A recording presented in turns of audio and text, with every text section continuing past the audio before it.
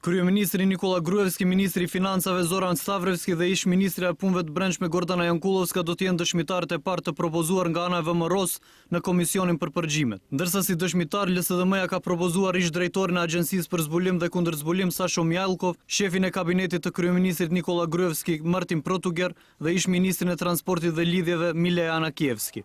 Të 6 dëshmitarët do të duhen t'i paraqesin dëshmitë e tyre nga data 9 dhjetor deri më datën 15 dhjetor, ndërsa nga data 9 dhjetore deri më 22 janar anëtarët e komisionit do të duhet të vizitojnë të gjitha institucionet që dyshohet se kanë qenë të përfshira në aferën e përgjimeve. Për VMRO DPMN këto seanca do të duhen të mbahen me dyert të mbyllura, pasi sipas tyre këto dëshmi do të kenë edhe informacione të klasifikuara. Ndërsa nga LSDM-ja thonë se me këtë vendim VMRO-ja synon të fshehë realitetin pasi qytetarët i kanë dëgjuar tashmë bombat. Ќе predložime kako VMRO DPMN Do të propozojmë si VMRO DPMN 3 persona që do të japin dëshmitë e tyre para komisionit.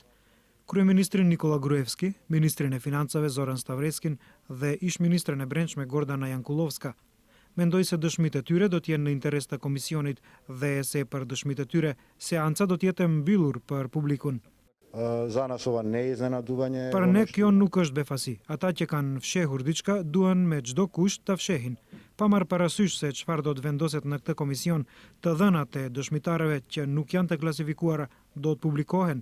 Zgjedhja është e VMRO DPMN-s dhe Nikola Gruevskit që të fshihen në vrimat e tyre dhe nga vrimat do t'i nxjerrin banorët në zgjedhjet e 24 prillit.